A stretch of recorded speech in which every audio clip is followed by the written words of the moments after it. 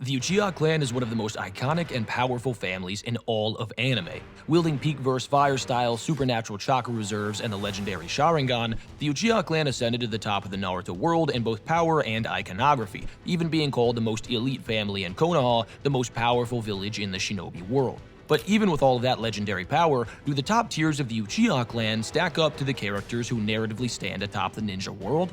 The Hokage, the leaders of Konoha throughout the village's history, are all shinobi who have cemented themselves at or near the peak of the verse during their respective reigns, wielding power and influence that's nearly unrivaled during their respective eras. With both of these peak of the verse narratives at play, it does beg the question, what if the strongest of the Uchiha faced off with the Hokage? That's exactly what we'll be diving into in this video. In other words, today we'll be exploring and breaking down the Uchiha Clan versus the Hokage.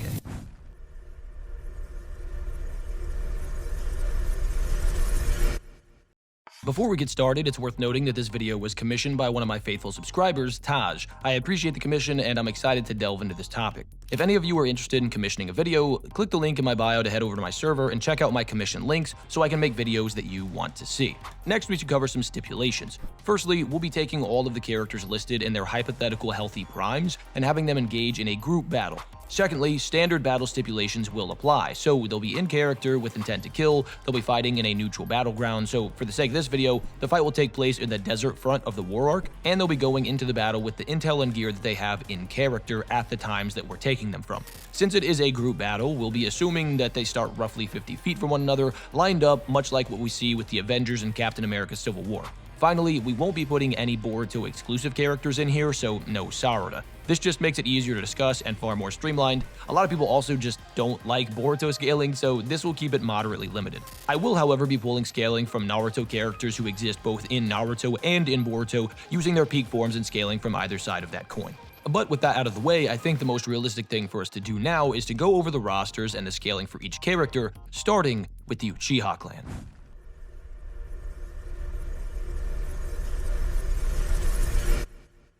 Since there are 7 Hokage, no, I'm not including the interim Hokage Shikamaru Danzo, it makes the most sense to also have 7 Uchiha. This is a little tricky since the top tiers of the Uchiha are pretty clear, but then it gets a little bit weird after that, but I do think that I found a way to make it work. The roster for the Uchiha Clan is as follows: Sasuke, Madara, Obito, Itachi, Shisui, Izuna, and Sakura.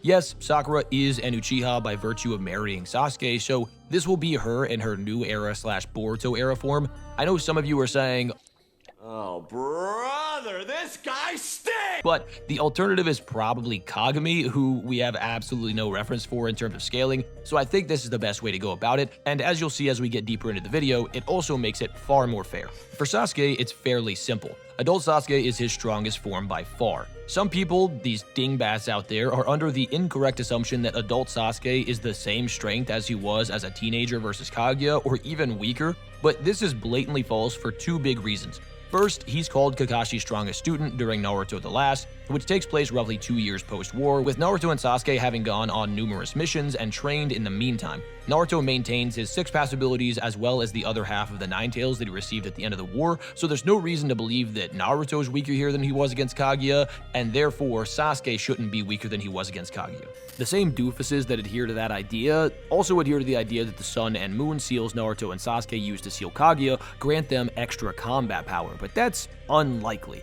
The whole reason why these seals are on them is, to seal Kaguya, so their function isn't to boost Naruto and Sasuke's power, but to grant them the ability to seal someone on Kaguya's level. So via pragmatism, it's more reasonable to assume that their power wasn't affected by these seals at all, but rather that they only serve the purpose of helping them to seal Kaguya, as that's what's stated. The second and most straightforward way to say Sasuke is stronger as an adult is the fact that he couldn't take down Kaguya on his own during the war, but his assessment of his own power later on is that he can handle Kaguya level threats by himself in his adulthood. Sasuke fights Naruto right after the fight with Kaguya, so Naruto shouldn't have gotten any stronger, and so therefore, since Naruto also couldn't take on Kaguya level threats by himself at that point in time, and Sasuke can, he should have gotten stronger. This pretty clearly means that he's stronger in Boruto than he ever was before, so at bare minimum, he's a Kaguya-level combatant, cementing himself as the strongest member of the Uchiha clan to ever exist. Next up, we have Madara. His strongest form is clearly his Jubi Jinchuriki form. This version of Madara is clearly below Kaguya, but still incredibly powerful. He's pretty obviously above 6-pass Sage Mode War Arc Naruto and Rinnegan Sasuke individually, with him being relative to or below them collectively. So I think this is a good spot for him. After this, we have Obito. His strongest form is either DMS or his Jubi Jinchuriki form. I'll be going with the latter here since it's really difficult to get an accurate gauge for how strong his DMS counterpart is if he were healthy. This version of Obito is above everyone else on the Fourth War battlefield prior to Jubidara, 6-pass Stage 1 Naruto, and Rinnegan Sasuke arriving, so an absolute monster. Next up, we have Healthy Itachi. This version of Itachi, I think, is a Pain rival, potentially being above him. I do have Pain beating him in a 1v1, but I do think they're about on the same tier. In terms of physicals, I think it's most reasonable to take his Edo feats into account because of how the Edo Tensei works, which gets him up to the same level of KCM Naruto, with his hacks abilities allowing for him to fight somebody above his physical stat weight class. I think the most realistic place to put him here is between KCM and MKCM Naruto overall, with a few of his one-tap GG abilities, which will come in handy in a battle like this. The reason I'm comfortable putting him here is because he does go relative to early EMS Sasuke, who I do think is narratively rivaling KCM to maybe MKCM, and definitely rivaling MKCM once he arrives at the battlefield after getting more hatred and therefore getting stronger, so this is a good spot for him to be.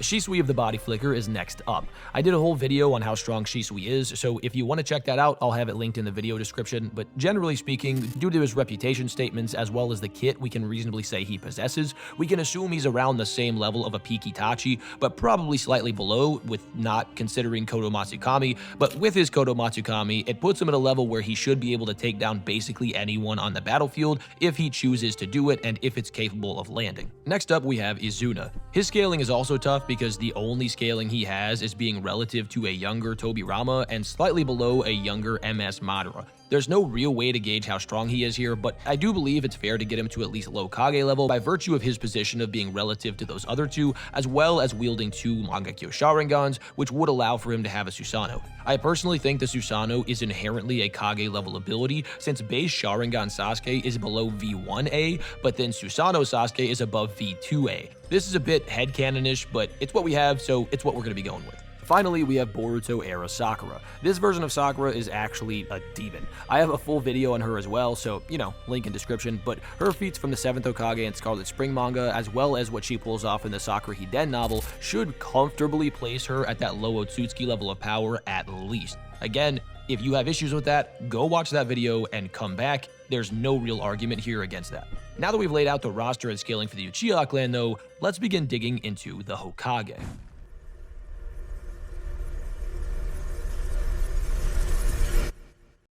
I'm assuming that everyone watching this video knows who the 7 Hokage are, but if you need a refresher, this roster is as follows: Hashirama, Tobirama, Hiruzen, Minato, Tsunade, Kakashi, and Naruto. For Naruto, he's relative to Sasuke in their normal forms, but cliffs him once he goes into Baryon mode. So if he decides to go into that form, he's easily going to be the strongest character on the battlefield, but if he stays in his normal form, he's right up there with Sasuke, probably slightly above. I lean in the latter direction because narratively it seems to be the case. The reason I say this is Naruto is used as the bar for Sasuke and not the other way around, with multiple statements saying that the only shinobi who can equal Naruto is Sasuke, setting Naruto as the bar to meet and Sasuke as the person who's rivaling that level. So at worst, they're relative or equals, but he's more than likely, in my opinion, slightly above Sasuke, and Baryon mode would make him cliff Sasuke altogether. Next up, we have the GOAT, Kakashi. This one is fairly simple. I have a video breaking this one down, so again, link in description, but Kakashi is easily an Otsutsuki level combatant as well, even if you exclude the Boruto anime, via being a serious opponent for Kido, who's relative to New Era Sakura, and his standard fire style being able to cancel out 6 paths enhanced water style in the Kakashi Retsuden novel. It's also worth noting that the cover of Kakashi Retsuden calls him the strongest teacher, with this novel coming basically right after the Sasuke's teacher and star pupil novel, wherein Sasuke is a teacher. I've ran this by my translators and they both agree that the connotation here is in regards to overall battle strength, so you could use this statement to get him above even Sasuke. However, this seems to conflict with the manga statement saying that Sasuke is the only shinobi who can rival Naruto, but this all depends on whether or not you think Kakashi is considered a shinobi at this point in time, as well as if Orochimaru would be aware of how strong Kakashi is at this point, as this is a Mitsuki statement. Kakashi is technically retired, so maybe he's not considered a shinobi and therefore not considered in this statement, and it's also entirely possible that Mitsuki just doesn't know how strong Kakashi is. Now, I personally lean in the direction of Kakashi being relative to these two, but probably below to some degree. The reason for this is it just kind of makes things wonky in my opinion, but if you take the Boruto anime into account, it does help with this, since Kakashi is able to force Koji to flee, with Koji being narratively above Delta, who's relative to a suppressed 6-pass Sage Mode adult Naruto, again cementing Kakashi on that Otsutsuki tier of combatant. Tsunade is definitely the weakest Hokage here. Now, that doesn't mean that she's weak, it just means that the others are very strong. But her Sannin lore gets her relative to the other Kage of her time, with them being almost definitively relative to or more likely below KCM Naruto. She is an excellent support shinobi though, and will only engage in battle if the situation calls for it. So although she's definitively the weakest on the Hokage squad here, she's certainly going to be helpful in the right kinds of scenarios. Next up, we have Minato. I've covered his scaling ad nauseum, but I think it's most reasonable to assume that he's somewhere vaguely above KCM2 Naruto, outside of his chakra avatar, at least as an overall shinobi. The reason for this is the fact that Minato is faster than Kurama, who's relative to Hashirama's wood golem, with Kurama likely scaling to or above his half Kurama avatar that Naruto wields at worst. The argument for Naruto needing to master Kurama's chakra in order to have any hope of facing off against Obito, with said mastery later being confirmed to be KCM2 multiple times, also helps this, since Minato did defeat Obito, and Obito is the bar that Naruto is shooting for in terms of mastering Kurama's chakra, aka getting KCM2. This is backed up by Minato going relative to War Art Kakashi multiple times, with War Art Kakashi easily outscaling KCM Naruto by virtue of casually boxing with the level 2 Jinchuriki, the same ones who juggled KCM Naruto, as well as going relative to Obito, who's a KCM2 Naruto rival as well.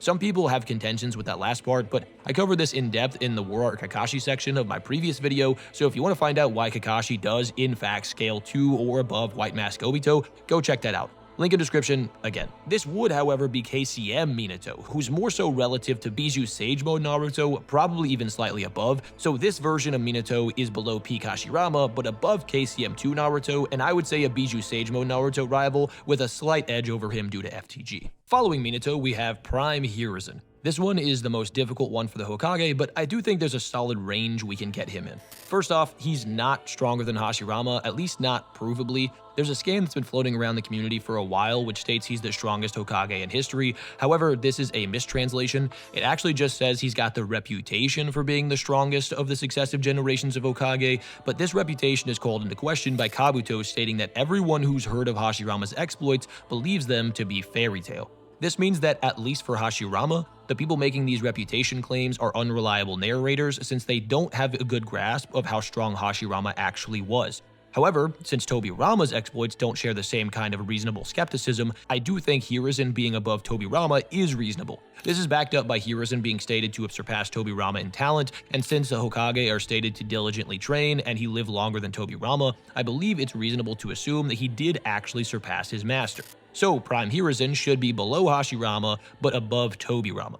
Minato should also be above Hiruzen, since he's stated to have had unrivaled strength in his time, and the reason that's given for Hiruzen stepping down is to make way for his successor Minato, not because he's weaker than he was prior. This is helped by the idea that Hiruzen would have been in his early 50s when Minato stepped into the role of Hokage, and again, diligently training, as that's a requirement for being Hokage, and we have multiple examples of the Sannin, Kakashi, and A4 outright being or likely being in their primes around that same age. This would mean that he was likely in his prime when Minato stepped into the role of Hokage. I also think that Anko referencing that if Minato was there during Konoha Crush that they'd be fine, but not bringing up Hiruzen's prime power leads me to believe the same thing, that it's just kind of weird that she doesn't mention that. That last argument is definitely the weakest one I presented, but it's just another narrative point in favor of Minato over Hiruzen. Next up, we have the second Hokage, Tobirama. This one is fairly simple in my opinion. Tobirama is somewhat relative to Minato in some ways, although slightly below him overall. He shares mental reaction speed feats with Minato in the War Arc, albeit some of them are when Minato is mentally nerfed, and is able to outperform MKCM Naruto and early EMS Sasuke in their bout against Jubito, albeit he is using FTG, and this FTG was placed on Jubito when he was mentally unstable, so it is a bit weird, but his peak scaling should get him somewhere in the ballpark of between KCM2 and MKCM Naruto,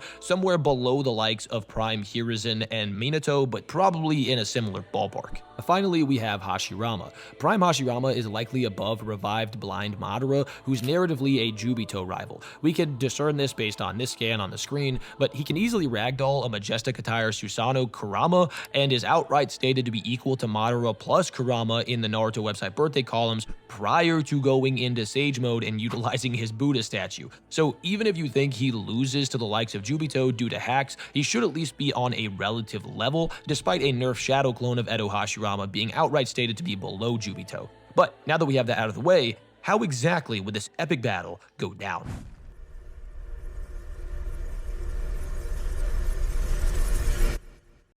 This matchup is simultaneously far more complicated and far more simple than most people believe. Let me explain. It's far more complicated due to the abilities a lot of the people here have, with multiple Susanoo, 2 Kurama chakra avatars, and giant wood constructs from Hashirama likely coming out at some point, which would shift the terrain of the battle and make a lot of the lower tiers here far less relevant. On both sides, we have characters with insane crowd control, giant AoE abilities, and one-tap GG techniques, which give them the potential to attack multiple opponents at once and take people off the battlefield in one shot. However, it's far more simple than a lot of you might think by virtue of how group battles usually go in Naruto. We have a ton of scenarios in Naruto where groups face off, and generally speaking, these battles are actually broken off into smaller individual battles as opposed to a giant brawl between both groups that's just pure chaos. Good examples of this are Kakashi and Guy versus the Jinchuriki, Genma and Raido versus the Sound 4, Kakashi's Division versus the 7 Ninja Swordsmen, Team 7 versus Zabuza and Haku, etc, etc. So, in light of how these fights usually go, I think the most reasonable way to approach this is to have the large fight break up into smaller 1v1 battles spread across the desert. I do believe that these battles would break off naturally, with some people having a connection to somebody on the opposite side, and therefore having a proclivity to fight those people, but most obvious is Naruto and Sasuke, and after that, it does get a bit weird, although I do think there are still some natural breakoffs. I'll go through how I think these battles do break off and why really quickly before going into how they go. I believe the next obvious battle would be Kakashi versus Sakura. They both will be aware of how much stronger they are than everyone else left, and they have the obvious Team 7 connection, so I think that's fine. Next up would be Hashirama versus Madara for obvious reasons, although I do think there is a very clear winner here. Minato and Obito would be next, Tobirama and Izuna would be after that, and again, we should have a really clear winner here in Tobirama. He's just gotten way stronger since they were relative to each other. Hiruzen would likely then take on Itachi as they'd understand that they're the strongest ones left. Finally, we have Shisui versus Tsunade. For Naruto and Sasuke, if Naruto doesn't power up into Baryon mode, he'd probably edge out Sasuke for the reasons I listed earlier. There is the problem of him making a bunch of clones and sending them to the other battles, but I think because Sasuke is narratively relative to him, he should have a way to deal with the clones and prevent that from happening. However, I do think that upon realizing that they're at a disadvantage in some of those matchups with Madara and Obito, Kurama would likely suggest they go into Baryon mode in order to save as many lives on their side as possible, leading to a royal ass-whooping on Sasuke. Kakashi is likely beating up Sakura since their scaling is somewhat similar, but Kakashi has far more versatility and can fight at multiple ranges, as well as the fact that he has a higher battle IQ, which gives him a decisive edge. This fight would likely take a decent amount of time, but it wouldn't drag on super long since Kakashi would also be trying to wrap this up quickly in order to go help the others that are at a disadvantage. He'd probably trick Sakura with a lightning clone or something and then cuts her in half with Shiden. Madara is absolutely obliterating Hashirama here. I do think he'd play with his food a bit since he does do that in character and he'd want to flex on Hashirama, but he also is not the type to just spare someone who's significantly weaker than him unless he wants to see what they can do, but he respects Hashirama and knows of everything he can do, so I don't think he's going to play around for too long, leading to a fairly quick routing of the god of Shinobi. Obito has absolutely no remorse for Minato, so he's likely trying to take him out quickly here. I do think that Minato typically starting his battles with covering the battlefield with FTG marked kunai would help him to survive for a while, but Obito just massively outscales him, at least in his base form. Oh, and also Minato has nothing in his kit which would allow for him to meaningfully damage Obito outside of Bijou Bombs, which would just be blocked by TSOs, and it wouldn't be out of character for Obito to threaten to take down some of the other Hokage to force Minato into a bad position if he's just stalling. So all of this leads me to the conclusion that Minato would likely get caught eventually, being forced to be put in a bad position again to protect the others. I do think that it would probably be a drawn-out battle for a bit though, due to Minato's ability to go into the Kurama avatar, but Jubito is just above BSM Naruto, so he should just be above Minato in that form as well. Tobirama clearly just body bags Izuna easily since he scales above his younger, weaker form, which was relative to or slightly above Izuna. Hiruzen versus Itachi though would be one of the craziest fights in the history of the shinobi world, but I do have Hiruzen winning here. He outscales Itachi, would be aware of how to deal with Uchiha, and has Enma, who's narratively rivaling Hiruzen himself, backing him up. Itachi's Susanoo would pose a lot of issues for Prime Hiruzen, but I do think that he eventually gets around it, whether that be via fatigue or something else. I don't think Hiruzen is being hit by Amaterasu, Tsukiyomi, or the Totsuka Blade simply due to his superior scaling, but I do think that this battle would drag on a bit, so the other fights would probably conclude before this one does. It's also worth noting that Hiruzen having Enma just makes him basically immune to any genjutsu outside of Tsukiyomi because he'd just be able to break him out of it instantly, so I don't think any of those would work either for anybody that's gonna bring that up. But the last battle that we have is Shisui versus Tsunade. I do think Shisui takes this, even though Tsunade should be able to blast through his Susanoo. His body flicker prowess paired with his Kodo would secure him a dub fairly easily in my opinion, although I do think Tsunade should be given more credit for how durable she is. I mean, she's going to be able to take everything he throws at her outside of highly powerful genjutsu, which he is really reserved in using. So this would leave Naruto, Kakashi, Tobirama, and Hiruzen on the Hokage side, and Madara, Obito, and Shisui on the Uchiha side. Although Baryon mode wears down quickly, Naruto should still have some juice left in the tank to one-tap someone like Madara. I mean, he's able to just box with Ishiki for quite a while, and he's just gonna be able to one-tap Sasuke once he goes into Baryon mode, so he should be able to at least do that. Kakashi was able to also hold up a village-sized mud wall for a day and a half and still mow down 50 shinobi and take down the Prime Minister with a myriad of jutsu, so his stamina would be really good post-Sakura fight, allowing for him to take down the likes of Obito fairly easily, as Obito certainly is not on the level of 6-pass Sage Mode adult Naruto, holding back or not. Hiruzen is likely still locked in his battle with Itachi at this point, so I do think that Tobirama, Naruto, and Kakashi would have to come help, but that would just easily overwhelm Itachi, as both Naruto and Kakashi could just blitz and one-tap him.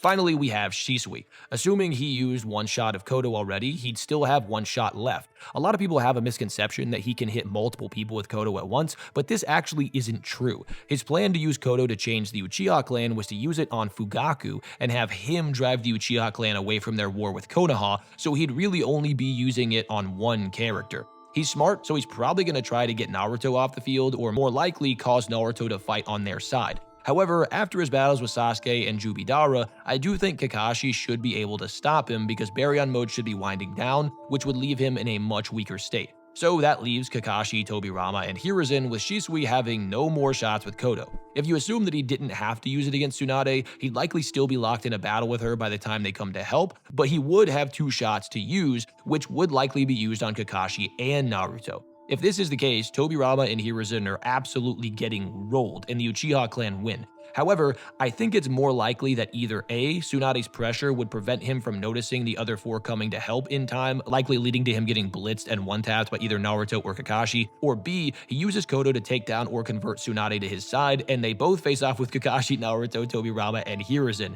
In this scenario, they still lose since Kodo is likely used on Naruto and Kakashi takes him down, as I went over earlier, or just breaks him out of Kodo, which doesn't seem too difficult to break someone out of, and Tobirama and Hiruzen ragdoll Tsunade and Shisui. So if you plug the controller in and give a really generous interpretation for Shisui here and how he's going to use the Kodo, the Uchiha Clan win via Kodo on Naruto and Kakashi. However, a more realistic interpretation leads to the Uchiha Clan losing. But what did you think? Did I miss something? Was I too high or too low on any of these characters? Let me know in the comments below. However, it was fun putting this video together, and if you enjoyed, make sure to like, subscribe, and hit that notification bell so you never miss out when new content drops. Thanks again for watching all the way to the end, and thank you, Taj, for the commission. But until next time, as always, have an awesome day.